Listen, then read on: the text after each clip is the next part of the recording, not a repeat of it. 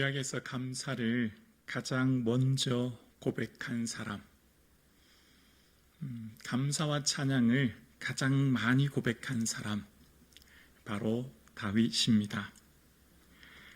감사와 찬양을 가장 많이 고백해야 될 사람이 있다면 당연 솔로몬이 되지 않을까요? 부와 권력, 명성, 모든 것을 가진 사람이 솔로몬입니다. 그러면 가장 먼저, 가장 많은 감사는 솔로몬이 해야 되지 않을까요? 그런데 오히려 다윗이 감사를 하고 있는데요. 여러분 아시는 것처럼 다윗의 삶은 100% 완벽한 고난 없는 그런 삶을 산 인물이 아니라 고난과 어려움이 훨씬 많고 큰 인물이란 걸 알게 됩니다. 오늘 본문의 시편의 내용도 마찬가지입니다. 다윗이 광야에 있을 때라고 이야기합니다. 지금 다윗이 언제인지 정확하게는 알 수 없는데 대략 추측할 수 있는 내용이 11절에 나오는데요. 왕은 하나님을 즐거워하리니 라는 표현이 나와요. 여기 왕은 다윗으로 다윗이 지금 왕이 되어 하나님을 즐거워한다는 거예요. 다윗의 광야 시기는 크게 두 가지로 나뉘는데요. 왕이 되기 전과 왕이 되긴 후, 그러니까 다윗이 광야 시대를 살 때는 왕이 되기 전 사울 왕에 의해서 쫓김을 당하는 광야의 시기가 있었고요. 왕이 된 후 압살롬에 의해서 왕궁에서 쫓겨나 광야의 시간을 보낸 두 시기로 나눠져요. 그러니까 지금 왕이 된 후 이 광야의 시간을 보내고 있는 다윗, 어쩌면 과거 목동일 때보다 훨씬 더 큰 깊은 상실을 경험했을 겁니다. 최정상에 올랐던 그가 한순간 나락으로 떨어졌으니 그 상실과 슬픔이 얼마나 컸을까를 생각하게 됩니다. 그런 지금의 다윗의 삶 가운데 그의 삶의 자리가 어떠한지를 1절에 이렇게 고백해요. 하나님이여 주는 나의 하나님이시라. 내가 간절히 주를 찾되 물이 없어 마르고 황폐한 땅에서 내 영혼이 주를 갈망하며 내 육체가 주를 앙모하나이다. 황폐한 땅 광야, 결핍의 땅, 최소한의 생존마저 보장받지 못하는, 물을 마시지 못하는 그 광야에서 지금 다윗이 서 있습니다. 그렇다면 당연히 그 결핍을 채우는 기도를 해야 되지 않을까요? 하나님, 저 지금 당장 생존할 수 있는 물을 주십시오. 음식을 주십시오. 이 어려움을 이겨낼 수 있는 군사들을 보내주시고 무기를 좀 주십시오. 이것이 당연한 간구 아니겠습니까? 결핍의 때 우리는 당연히 돈이 없으면 돈을, 건강이 없으면 건강을 구하는 것이 어쩌면 당연하지 않겠습니까? 그런데 오늘 보면 다윗은 그 결핍의 땅에서 당장의 필요를 구하기보다 앞서 먼저 구하는 내용이 1절 후반절에 등장합니다. 바로 내 영혼이 주를 갈망하며 내 육체가 주를 앙모하나이다 고백합니다. 영혼과 육체, 온 마음 다해 주님을 갈망합니다 라고 고백하고 있습니다. 지금 다윗이 구하고 있는 것, 당장의 필요보다 먼저 하나님을 구하고 있는 거예요. 왜 그럴까요? 하나님을 깊이 알면 현재의 삶이 해석됩니다. 하나님을 깊이 알면 무엇을 구해야 될지 깨닫게 됩니다. 하나님을 깊이 알면 내 삶의 길과 방향을 깨닫게 되는 거예요. 우리의 삶 가운데 정말 중요하고 가장 우선적으로 구해야 될 것이 그래서 하나님에 대해서 더 깊이 알아가는 겁니다. 믿음의 선배들의 한결같은 고백은 바로 이 간구를 했습니다. 바울도 그의 삶 가운데 내가 기도할 때마다 너희를 인하여 하나님께 감사하며 하나님을 알게 하시고 라는 표현이 나와요. 서신서에 보면 다윗은 초대교회 성도들을 향해 기도할 때 하나님을 알게 하시고 혹은 하나님을 아는 것에 자라가게 하시고로 그 기도의 문을 엽니다. 왜 그럴까요? 하나님을 알면 현재의 내 삶을 해석하게 되고 현재의 내 삶의 방향을 깨닫게 되고 현재 삶의 목적이 새로워지는 겁니다. 그래서 그 기도 다음에 바울은 마음눈을 밝히사 부르심의 소망이 무엇이며 라고 이야기하는 거죠. 하나님이 날 부르신 삶의 목적을 알게 되는 거예요. 그래서 비로소 무엇을 향해 살아가야 될지 삶의 우선순위가 결정되어지죠. 시간과 재물의 사용의 우선순위가 정해지게 되고, 그래서 우리의 삶 가운데 지금 살아갈 의미와 목적을 발견하는 겁니다. 구하기 전에 있어야 될 것을 아시는 주님께서 우리의 삶 가운데 하나님을 알게 되면 간구보다 감사를 하게 되거든요. 지금 내 삶 가운데 이미 이것으로 충분합니다 고백하게 되고, 응답, 해결, 채움에서 주께서 맡겨주신 삶의 자리 주님과 함께 동행하며 머무르며 살게 되는 것이죠. 그래서 지금 삶의 자리가 비록 현재 내 눈에 보일 때는 황폐한 땅, 물이 없어 건조하여 생존이 불가능한 땅이지만 내 주어진 삶의 자리가 변화되는 것을 경험합니다. 그것이 바로 황폐한 땅이, 그 광야가 성소가 되는 은혜를 경험하는 겁니다. 그래서 다윗은 오늘 2절에 이렇게 고백합니다. 내가 주의 권능과 영광을 보기 위하여 이와 같이 성소에서 주를 바라보나이다. 여러분, 지금 다윗이 서 있는 곳이 어디입니까? 광야입니다. 성소는 어디 있습니까? 다윗이 진 성막은 예루살렘에 있습니다. 성소는 곧 예루살렘에 있지요. 지금 다윗이 있는 곳은 광야예요. 그런데 다윗은 지금 그 광야를 뭐라고 고백합니까? 성소라고 고백합니다. 성소에서 주를 보았다라고 고백하고 있습니다. 그것이 어떻게 가능할까요? 그 이유가 바로 3절에 나옵니다. 주의 인자하심이 생명보다 나음으로 내 입술이 주를 찬양할 것이라. 지금 다윗이 깨닫고 발견한 것이 있습니다. 목숨보다 더 귀한 것을 발견했습니다. 여러분, 신앙생활이라고 하는 것은 목숨보다 더 귀한 가치를 발견하는 겁니다. 여러분, 이 세상 살아가는 삶 가운데 목숨이 가장 귀하잖아요. 목숨보다 더 귀한 게 어디 있나요? 그런데 신앙생활이란 목숨보다 더 귀한 것을 발견하는 것, 그것이 신앙생활이에요. 그것을 발견할 때 우리의 삶의 의미가 새로워지거든요. 다윗은 발견했어요. 목숨보다, 생명보다 더 귀한 것을 발견했습니다. 그것이 바로 주의 인자라고 이야기합니다. 인자라고 하는 헤세드는 하나님의 한결같은 사랑입니다. 하나님께서 나를 향한 하나님의 계획하심이 있는 것을 깨닫는 것이지요.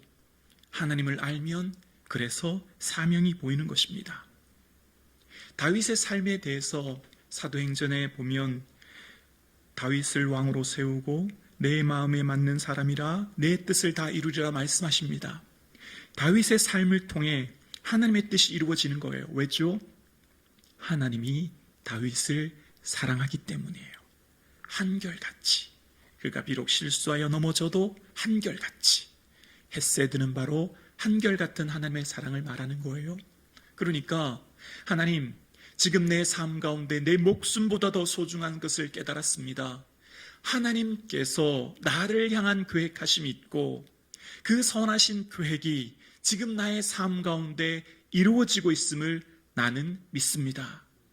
생명보다 사명을 다윗은 발견하게 된 거죠. 그래서 지금 비록 삶의 자리가 물이 없어 황폐한 땅, 광야이지만 이곳이 주님께서 나와 함께 하시기에 내가 발디디고 있는 이 땅이 성소임을 고백하는 것입니다. 지금 비록 아무것도 없는 결핍의 땅이요, 어느 누구도 의지할 수 없는 고독한 땅이지만, 그러나 하나님의 사랑이 오늘 나를 붙들고 계시고 그 하나님의 사랑이 날 향한 계획과 그 뜻이 지금 내 삶 가운데 구체적으로 드러나고 있음을 그는 믿었기에 비록 이 광야가 왜 내게 닥쳤는지 지금 현재는 이해되지 않지만, 해석 깨달아지지 않지만 하나님이 분명히 나를 사랑하신다고 하는 것을 알기에 삶을 재해석하는 것입니다. 그래서 그 땅이 성소가 되는 거예요. 그래서 그곳에서 하나님을 찬양하는 거예요. 감사하는 거예요. 지금 주어진 삶의 자리가 황폐한 땅인가 성소인가를 구분짓는 것은 바로 감사입니다.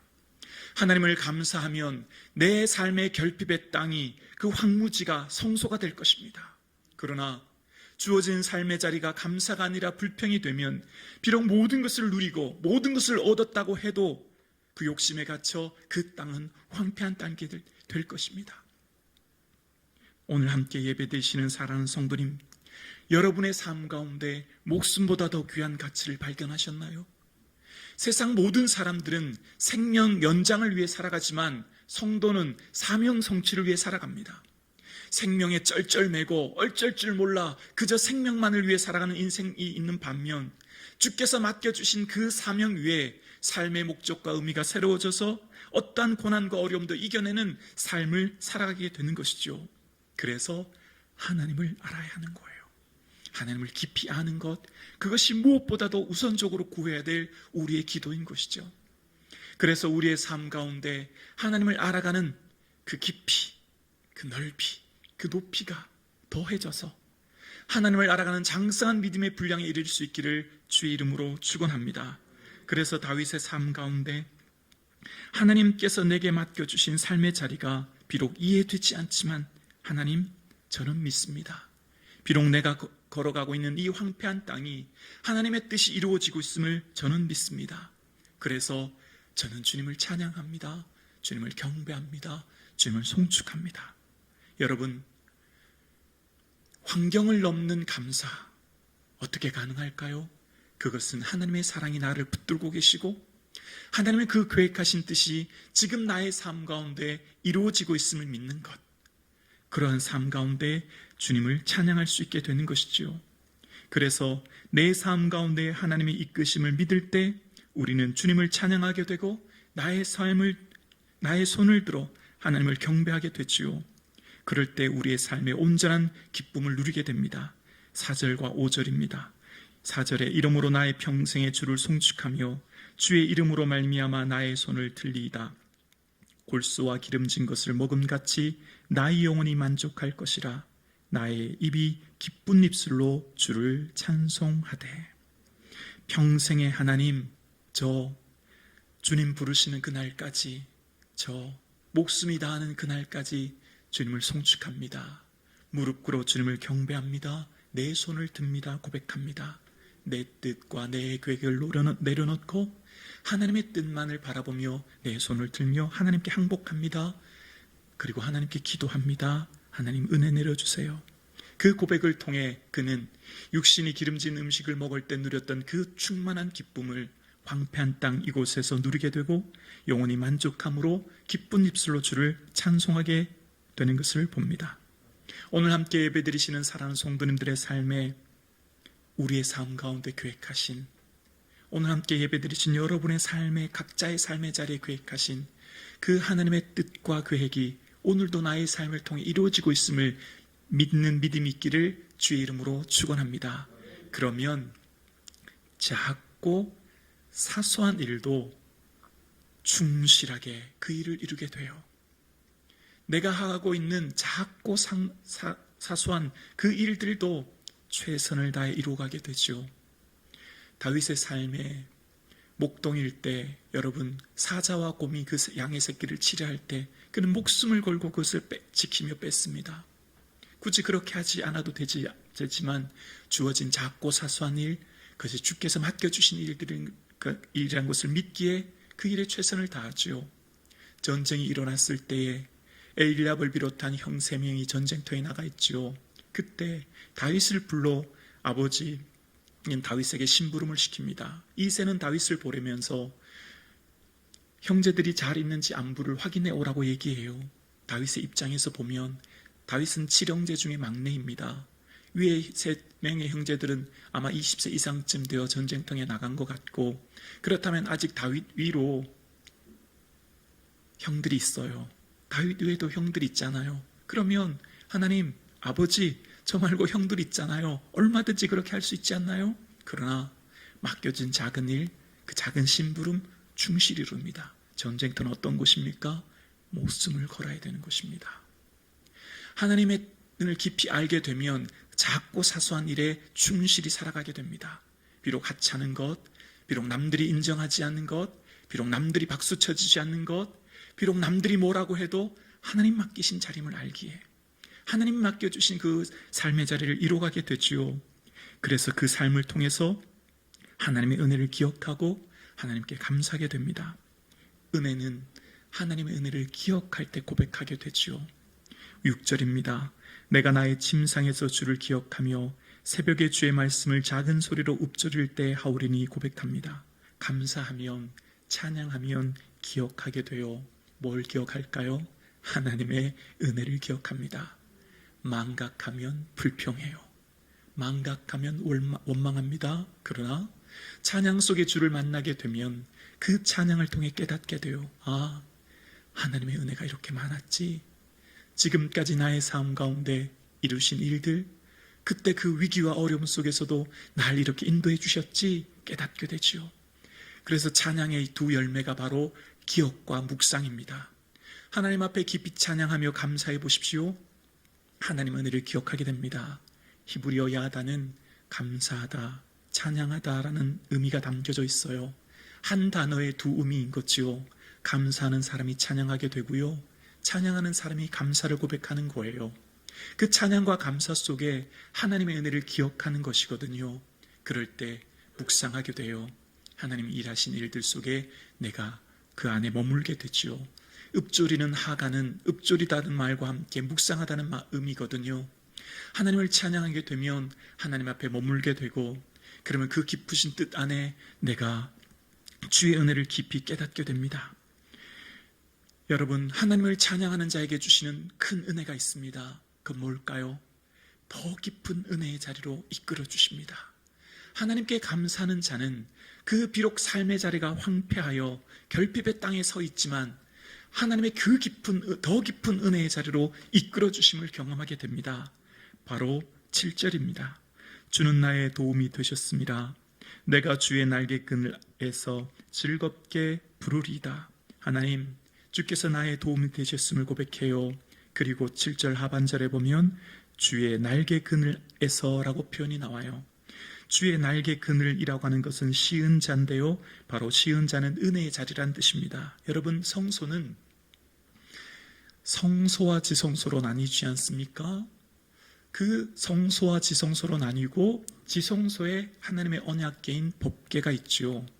그 법궤는 두 날개가 덮여져 있고 그 두 날개로 덮여진 곳을 시은좌라고 얘기하죠. 은혜의 자리입니다.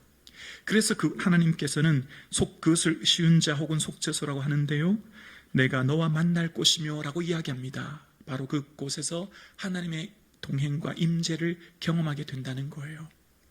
주의 날개 그늘이라고 하는 것은 바로 이 시은자를 말하는 겁니다. 지금 다윗이 서 있는 곳이 어딘데요? 황폐한 광야인데요. 그런데 그 성소 중에서도 핵심인 하나님의 임재의 장소인 시은자를 경험하게 되었다는 거예요. 은혜를 경험하게 되었다는 거예요. 어떻게 해요? 주님의 은혜를 감사하며 주님을 찬양할 때 더 깊은 은혜를 경험하게 되었다는 뜻이죠. 비록 삶의 자리가 결핍과 공고한 광야의 땅이지만 주의 행하실 일들, 날 향하신 하나님의 계획과 그 뜻을 내가 믿기에, 비록 지금 이해되지 않은 광야의 시간을 보내고 있지만 나는 주님을 찬양합니다 고백할 때 그는 더 깊은 은혜를 경험하게 되었고 그 영혼의 만족을 누리게 되었음을 고백합니다. 그리고 그의 삶 가운데 주의 손이 나를 붙들고 계신다 고백합니다. 8절에 나의 영혼이 주를 가까이 따르리니 주의 오른손이 나를 붙드시거니와. 두려움과 근심, 염려, 이 광야가 언제까지 지속될지, 지금 나의 삶의 자리가 외롭고 힘들 때 그의 마음을 붙들어 주신 하나님의 은혜를 경험한 그는 하나님의 놀라운 은혜, 주께서 나의 도움이 되셨음을 이제 이후 9절 이후로 고백합니다. 여러분, 다윗이 처음 뭘 구했죠? 내 영혼이 주를 갈망합니다 라고 하나님을 온전히 구하지 않았습니까? 그런데 보십시오, 이제 9절 이하에는 구체적으로 하나님이 어떻게 도와주셨는지, 그러니까 다윗이 구하지 않은 것을 어떻게 역사해 주셨는지를 9절과 10절에 이렇게 설명합니다. 나의 영혼을 찾아 멸하려 하는 그들을 땅 깊은 곳에 들어가며 칼의 세력에 넘겨져서 승냥이의 먹이가 되리이다. 하나님께서 구체적으로 다윗의 삶을, 그의 대적자들을 어떻게 물리쳐 주셨고 그의 대적자들로부터 그들을 어떻게, 다윗을 어떻게 보호해 주셨는지를 9절과 10절에 고백하는 것이지요. 오늘 예배하시는 사랑하는 성도님, 우리가 깨닫는 것이 있어요. 하나님 앞에 깊이 기도하게 되면 점점점 간구가 사라진다는 거예요. 이상하지 않나요? 하나님 앞에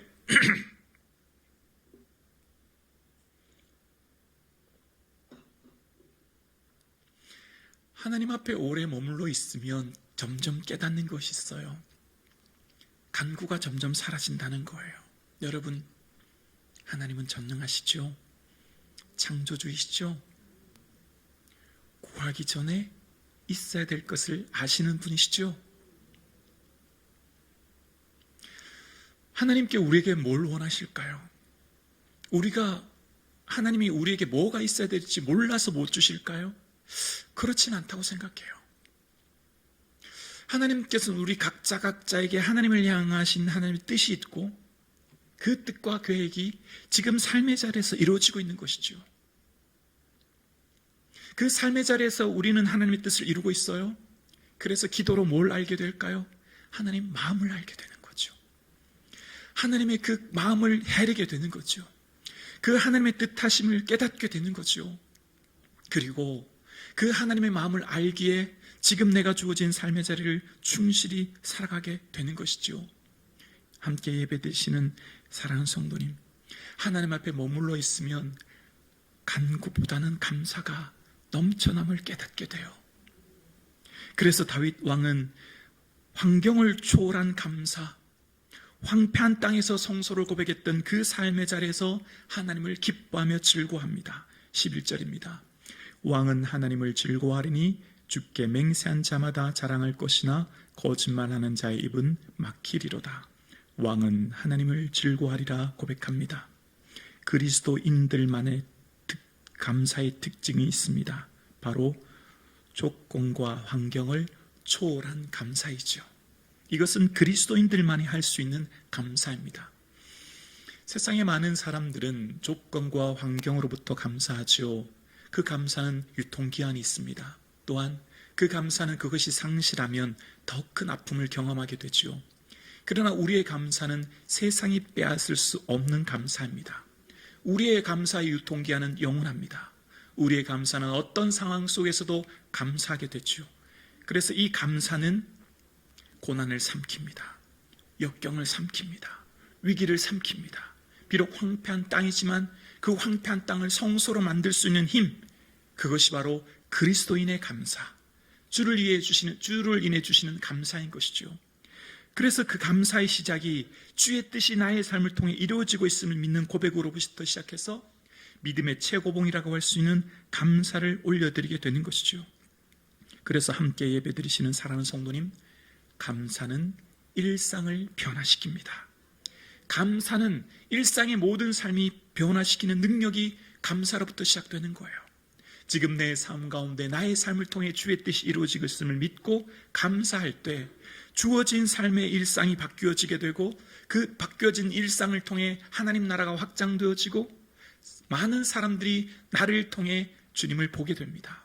여러분, 우리의 삶을 통해 예수님이 보여주는 삶을 살 수 있기를 주님의 이름으로 축원합니다. 성공하고 형통하고 소유하고 지위에 올랐을 때 감사는 세상 사람들도 하는 거잖아요. 그런데 역경 가운데 감사하는 것, 고난 가운데 감사하는 것, 환경을 초월한 감사를 보며 세상 사람들은 비로소 알게 될 거예요. 그리스도인만의 감사가 나타나고 있음을 그들이 알게 될 것입니다. 오늘 함께 예배드리시는 저와 여러분의 삶 가운데 황폐한 땅에서 주께 감사할 때 그 자리가 성소가 되는 은혜를 누리실 수 있기를 주의 이름으로 축원합니다.